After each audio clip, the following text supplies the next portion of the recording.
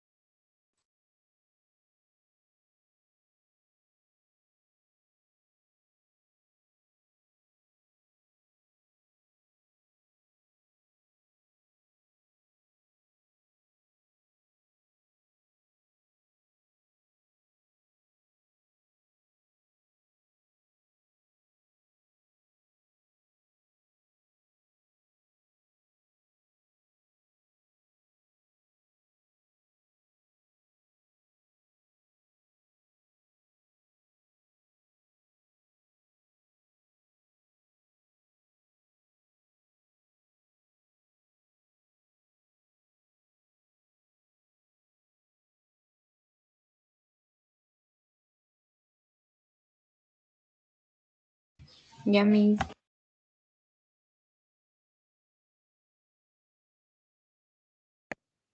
Muy bien, entonces espero que para el día de hoy ya tengan hecha tanto la actividad 1 como la actividad 2 para que no las vayan acumulando. Entonces, avancemos acá. Ahora sí entramos a contenido. Esto era solo la respuesta de la actividad de reforzamiento número 2. ¿Para qué la coloqué? Pues para que todos tengamos más o menos, estemos en sintonía y hayamos investigado lo mismo. A veces encontramos definiciones, pero en referente a otros campos de la ciencia y pues alguien pudo haberse perdido por ahí. Pero bueno, así todos tenemos la misma respuesta. Vamos entonces a cómo funciona la selección natural. Vamos a entender ya a detalle la teoría de Darwin y Wallace, que es la que hemos estado hablando en estos días sobre pues todo este proceso evolutivo que ya sabemos que no solo viene de estos dos biólogos, ¿verdad? Sino que viene de Lamarck, de otra línea de científicos que vimos ya al inicio, ¿verdad? Entonces, pues ahorita nos vamos a centrar solo en la selección natural, que sí es de Darwin y Wallace, pero pues ellos no fueron los únicos en sentar las bases para la evolución. Entonces, veamos. Darwin y Wallace propusieron que la inmensa variedad de excelentes diseños de vida surgió de un proceso de de descendencia con modificación, en el que los individuos de cada generación difieren ligeramente de los miembros de la generación anterior. A lo largo de periodos prolongados, estas pequeñas diferencias se acumulan para producir grandes transformaciones. A ver, ahora se los explico. La teoría de ellos se centra en que, por ejemplo, de la primera generación, pongámosle de leopardos que existió, eran de una forma. Los hijos de estos no son 100% idénticos a la generación anterior. Algunos salen incluso más distintos que otros. Por ejemplo, la primera generación de leopardos. Es un ejemplo hipotético, porque no estoy segura de que haya sido así. Pero imagínense que la primera generación de leopardos fuera de un solo color. Actualmente, pues tienen sus manchas para poderse camuflajear con el entorno y etcétera, etcétera. Pero bueno, los primeros leopardos no las tenían. A la siguiente generación salieron una, dos, tres crías que tenían unas cuantas manchitas. Ya eran diferentes, pero eran unos cuantos. Estos crecieron y a la hora de reproducirse, sus hijos nacieron diferentes y tenían más manchas que otros de su misma generación. Habían cambios muy sutiles de generación a generación, pero esos cambios se fueron manejando a lo largo de mucho tiempo y cada vez más las nuevas crías de leopardo iban siendo más distintas de la primera generación, hasta que con el suficiente tiempo, pues la especie completa varió y cambió a tener manchas como es hoy en día. Por ejemplo, luego tenemos el caso aquí que está ilustrado, ¿verdad? Ya habíamos hablado de las jirafas que antes eran de cuello normal, pero ¿por qué fueron modificando? Pues porque fueron creciendo, la vegetación de la que se alimentaban fue creciendo también, ¿verdad? Los árboles cada vez eran más altos. Entonces, algunos individuos comenzaban a tener el cuello más largo para poder alcanzar esos alimentos. A ver, ¿qué creen que pasó con los miembros de la especie que no cambiaron, cuyos cuellos no se estiraron? ¿Qué pasó con esos individuos? Porque actualmente no hay jirafas de cuello corto. Porque se murieron.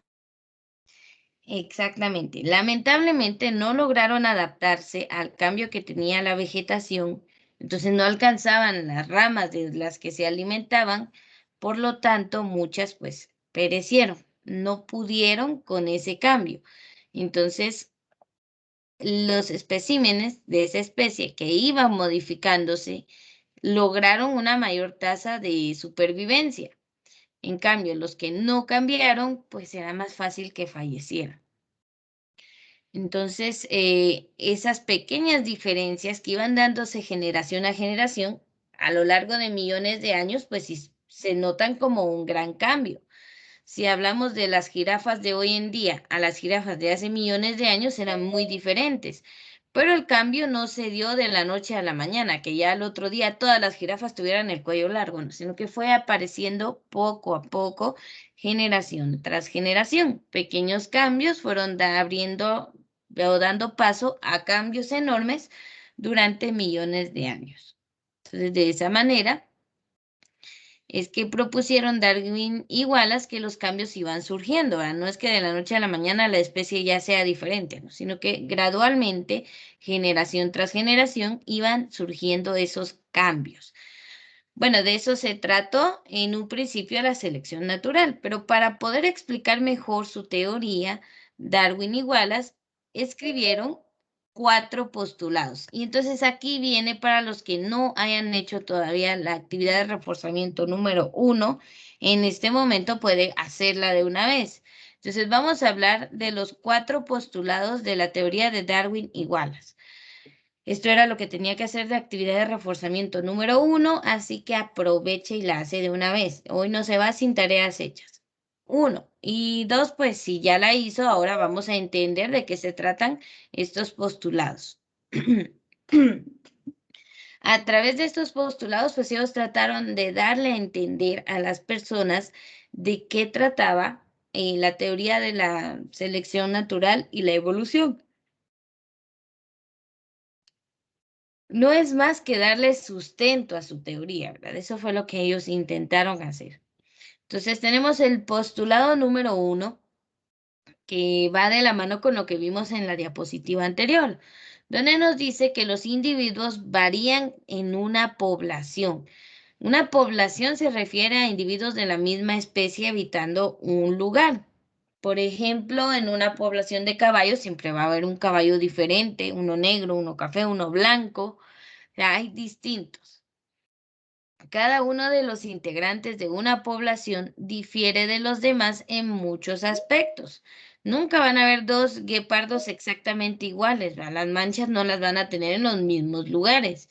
Las cebras tampoco van a ser idénticas, aunque todas las miremos en blanco y negro.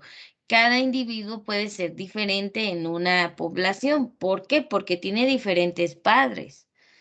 Uno, por ejemplo, incluso usted en la población de humanos de su casa, aunque usted y su hermano o hermana vengan de los mismos padres, no son iguales.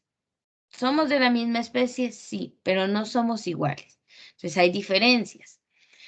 Ahora, a lo largo de los milenios, de los millones de años, esas pequeñas diferencias fueron desencadenando mayores diferencias en la especie. Por ejemplo, vemos el desarrollo del caballo. Si usted lo ve en el periodo Eoceno, hace 50 millones de años, pues el caballo era mucho más pequeño de lo que es hoy en día, diminuto comparado con el caballo actual. Y tenían varios dedos en sus patas. Esto lo vimos en la clase anterior. En el Oligoceno, solo hace 28 millones de años, ya había un gran cambio en la población de caballos. Ya no tenían 4 dedos, ya solo tenían 3. ¿Por qué? Pues porque fueron dando esos cambios gradualmente.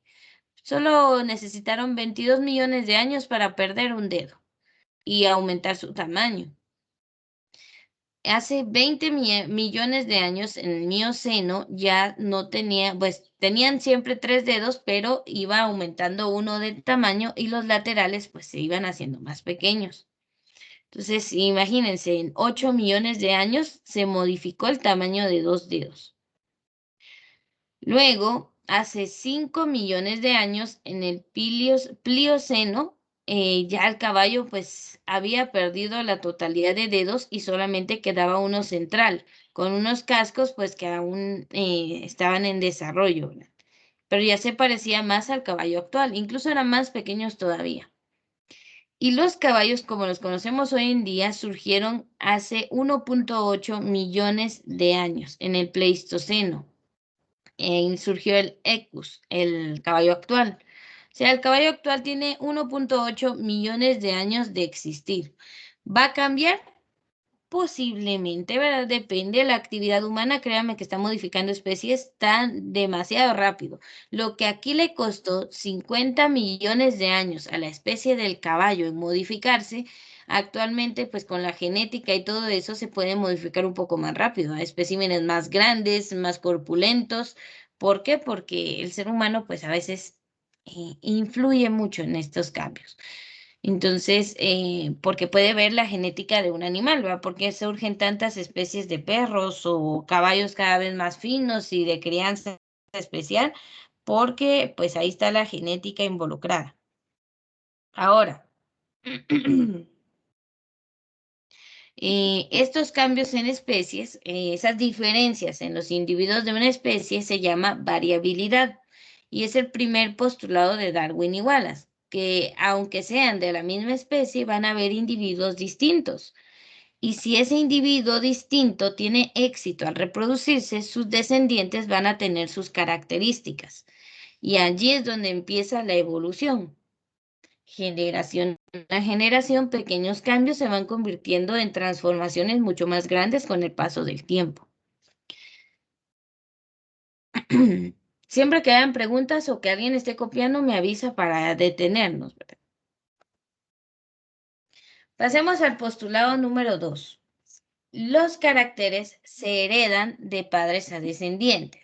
Por ejemplo, que usted se parezca en algo a su papá o a su mamá es porque heredó caracteres genéticos de ellos, ¿verdad? Obviamente, no se va a parecer al vecino, sino que se parece a sus padres, a sus padres. Entonces, esos caracteres son heredados de los padres. Si los padres eran diferentes en una población, pues las crías van a ser diferentes también. Entonces, al menos algunas de las diferencias entre los miembros de la población se deben a características que pueden transmitirse de los progenitores a la descendencia. Entonces, por ejemplo, aquí tenemos a la altura de la jirafa nuevamente. La generación uno, pues todos eran de una estatura corta. En la generación 2 ya tenemos que su cría salió distinta, más alta. Entonces, para la generación 2 esta especie pues fue cambiando y así sus descendientes van a mantener ese gen que se modificó y presentando características diferentes al resto de la población de esa especie. Y bueno, a veces los que son distintos tienen más probabilidades de sobrevivir y por eso es que los que pues no se modifican, van pereciendo. Entonces, este es el postulado 2.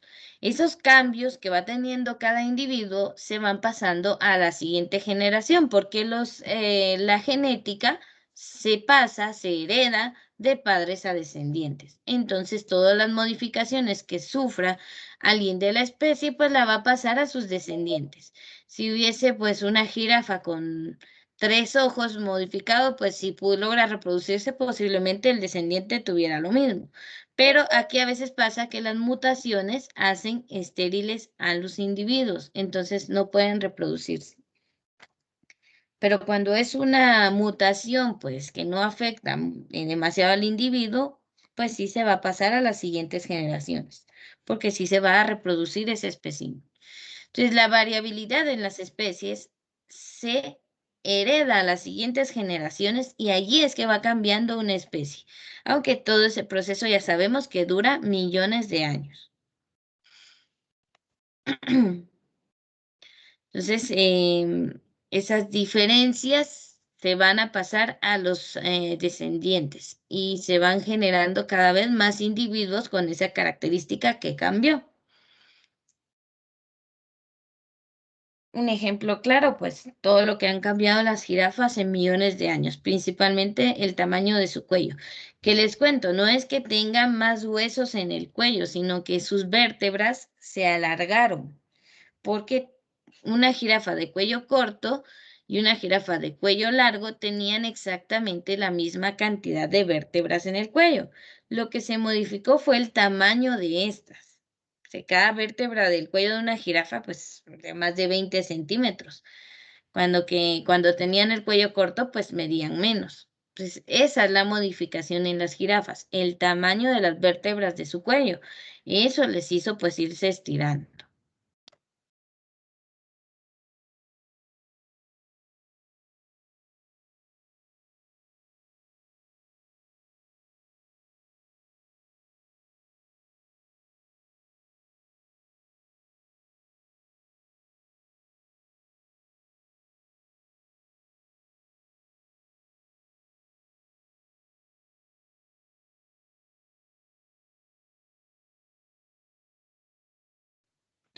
Muy bien, ya di un poquito de tiempo por si alguien estaba copiando el postulado número 2. Pasemos entonces al postulado número 3. Y bueno, aquí entra que por qué es importante que las especies generen características pues distintas, que se adapten a los cambios del entorno. Porque según el postulado 3, algunos individuos no logran sobrevivir y reproducirse. Entonces, lastimosamente, cuando se dan las modificaciones, como les digo, puede ser una mutación que les genere infertilidad, no se reproduce y esa pues mutación se queda solo en ellos, no en sus descendientes, porque no hay. O también el cambio que surgió, pues se les sirve para adaptarse mejor al entorno, entonces solo los descendientes de ese individuo que se modificó van a tener éxito para sobrevivir y los que no cambiaron, pues fácilmente van a ser este, presas o no van a sobrevivir, ¿verdad? Y obviamente al no sobrevivir, pues no se reproducen y sus características se van perdiendo.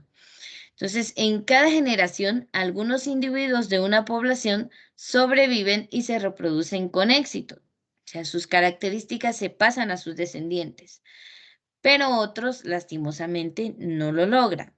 Y aquí vemos este ejemplo de escarabajos. Variabilidad. Tenemos en el primer círculo que todos son de una misma especie, todos son el mismo tipo de escarabajo. Pero en una población de escarabajos comienza a haber variabilidad. Entonces, en lugar de ser verdes brillantes, empiezan a surgir escarabajos de color café que se confunden con la corteza de los árboles. Entonces, los escarabajos que siguen manteniendo el color verde, o sea, su herencia genética se mantiene estable, todos son de color verde, comienzan a ser presas más fáciles para las aves. Entonces, cada vez hay menos escarabajos de color verde porque los están cazando. En cambio, los de color café se confunden con la corteza de los árboles y pasan desapercibidos. Tienen mayor éxito sobreviviendo y por lo tanto dejan su descendencia en el mundo. Quien sobrevive se reproduce y sus características pasan a la siguiente generación. En cambio, los pobres escarabajos verdes, pues como son presa fácil, cada vez hay menos y su herencia genética se va perdiendo. Ya cada vez van a haber menos escarabajos verdes hasta que toda la especie cambia y ya no existen los escarabajos de color verde en esa especie, solo los de color café. ¿Por qué? Porque tuvieron éxito para sobrevivir, pudieron reproducirse, entonces las próximas generaciones, ¿de qué color eran? Pues café, igual que la anterior hasta que finalmente el gen del escarabajo verde se pierde y la especie ha cambiado totalmente. Para esto, pues tuvieron que pasar millones de años. Ese es el ejemplo claro de la adaptación. Quien se adapta sobrevive y sus características pasan a las siguientes generaciones. Quien no se adapta, pues no sobrevive a los cambios y sus características se pierden con su muerte. Entonces, esto es lo que explica por qué ya no hay individuos de los que habían hace millones de años, ¿verdad? Porque ahorita pues ya no vemos jirafas de cuello corto, pues, que todas se extinguieron. ¿Por qué no hay escarabajos de color verde de esta especie que estamos viendo acá? Pues porque todos se extinguieron. La especie siguió sobreviviendo, pero con características diferentes. Eso es la evolución. Y ese es el proceso de selección natural, ¿verdad? Que nos explican Darwin y Wallace en sus teorías. En su teoría, perdón. Bien, un minuto por si alguien está copiando esto.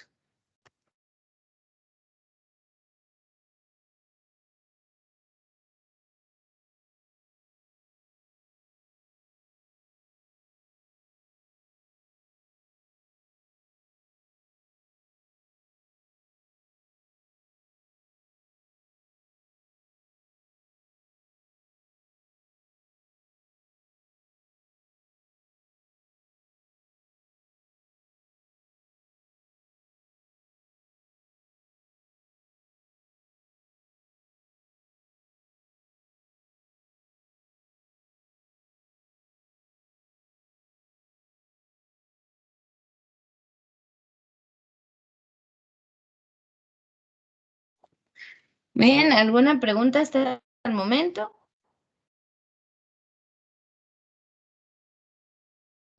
No, mis. Muy bien, entonces, pues bueno, este es el proceso de evolución. Y falta un cuarto postulado. Vamos a ver. El cuarto postulado, pues ya es como el resumen en sí y de donde surge ya pues esta forma de conocer a todo este proceso como selección natural. Entonces, el postulado 4 es un poco más largo. Nos habla de la supervivencia y la reproducción. Nos dice que estas no están determinadas por el azar, ¿verdad? No es a la suerte que un espécimen de una especie pueda reproducirse y dejar su descendencia. No es así. El destino de los individuos no está determinado completamente por el azar o la suerte, ¿verdad? No es por suerte que logre dejar descendencia y sus características genéticas perduren, sino que están relacionadas a una probabilidad de supervivencia y reproducción que dependen en ese individuo de sus características. O sea, los organismos mejor adaptados, los organismos que han cambiado para adaptarse a su entorno, tienen mayores probabilidades de sobrevivir y de dejar descendencia. Aquellos que no cambian no sobreviven. Entonces, no es por suerte que a una especie, a un individuo de alguna especie animal o vegetal, pues logre reproducirse. Bueno, esto se observa más en animales, crean. Entonces, no es a la suerte, sino depende de sus características, de si está bien adaptado al entorno o no. Incluso las hembras de una especie eligen con qué macho reproducirse de acuerdo a si son genéticamente, pues están bien. Si ven que es un macho adecuado, pues sus genes pues van a ayudar a que sus crías pues sobrevivan. Entonces, incluso en eso se fijan, ¿verdad? No es como las personas que pues se basan en sentimientos. En los animales, en cambio, ven probabilidades de supervivencia. Un macho con enfermedades que está débil, pues ¿para qué me voy a reproducir y traer crías con esos mismos problemas? Ese es el pensamiento de las hembras. Entonces buscan machos fuertes que vayan a dar crías fuertes y la especie pues sobrevivan, que tengan mayores probabilidades de supervivencia.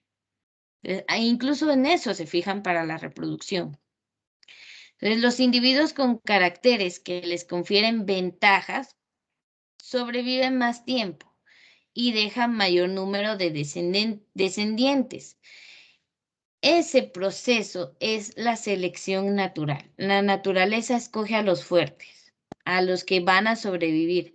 Los débiles, los que no cambian, se quedan atrás y perecen sin haber dejado descendientes. Entonces, la selección natural podremos pensar como que es cruel, pero en realidad es necesaria para la supervivencia.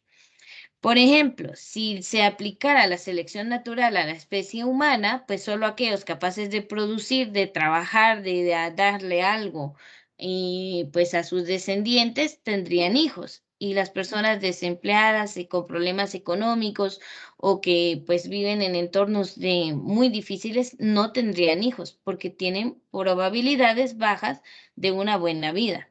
Pero bueno, la especie humana no se preocupa por eso y estén como estén sus condiciones, trae descendientes, ¿verdad? Hemos visto familias en extrema pobreza con hasta 10 hijos. ¿Por qué no andan pensando en selección natural? ¿En qué probabilidades tienen de sobrevivir, de tener una buena vida? Lastimosamente la especie humana pues se salta ese instinto de supervivencia y pues trae descendientes en cualquier situación. En cambio, los animales no. Incluso si ven que hay sequías, que la temporada no hay alimentación, no se reproducen. Y por eso es que muchas especies también se extinguen, porque como el ser humano está dañando su hábitat, no se reproducen porque saben que sus hijos no tienen probabilidades de sobrevivir. Y bueno, la especie va pereciendo. Entonces, la selección natural es un proceso tal vez desde algún punto de vista despiadado, pero es necesario para asegurar la supervivencia de la especie y especímenes pues adaptados para eso, para sobrevivir. Eso es la selección natural y es el proceso por el cual muchas especies pues se han mantenido exitosamente vivos hasta el día de hoy. Pero bueno, esperemos que la especie humana siga dejando que la selección natural siga su cauce y las especies pues perduren. No sé si ya terminaron con este párrafo para los que no habían hecho la actividad de reforzamiento 1 o alguien todavía está copiando.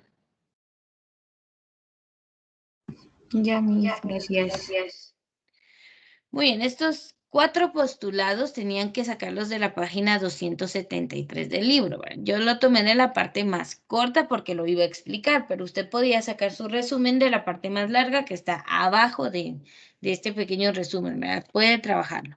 Por eso les adjunté el libro de donde podían encontrar esta información y toda la que vemos durante el ciclo, todo el año, ¿verdad? El ciclo escolar.